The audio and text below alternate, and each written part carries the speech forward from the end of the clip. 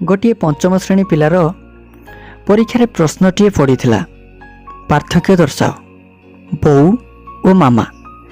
पिलाटी ता खातार किछि एई भली उत्तर लिखिथिला।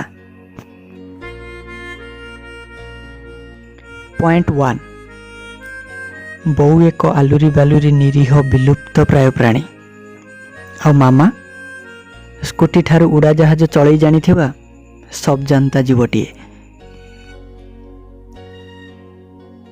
पॉइंट 2 बौर परिवार रे जेजे जेजेमा बड़मा बड़ पापा दादा खुड़ी अपा पिउसी एमाने समस्त सामिल हेले मामार परिवार रे मामा पापा आउ मु।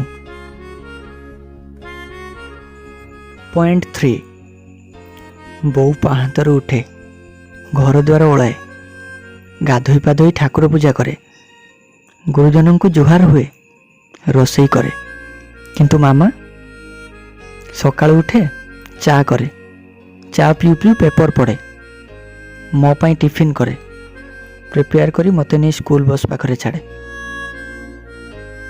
पॉइंट 4 बो गाई गोरु को कथा बुझे रोसई बास करू करू मामा घर काम सारे पापा को लंच ता लंच पैक करी ऑफिस जाए।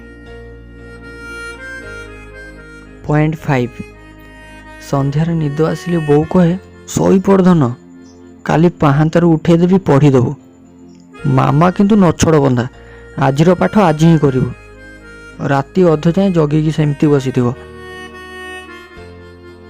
पॉइंट 6 बो परी बौर पण तो एबे भी विलुप्त प्राय आ मामार पण तो कहीं नाइट सूट रे कौन पण तो थाए।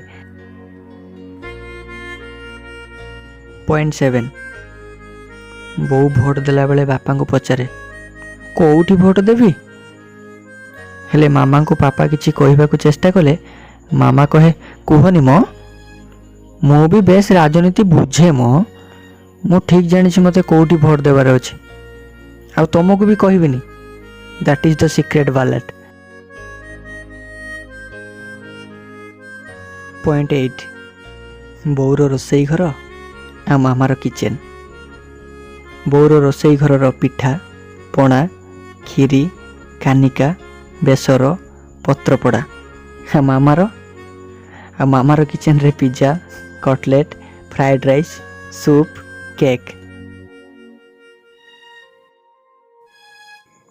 पॉइंट 9 ए सबु विषमता भितर भी तांको दुहिंक मनरे भी समानताटी अछि दुहें दुहिंक संतान और परिवार पई सदा समर्पित।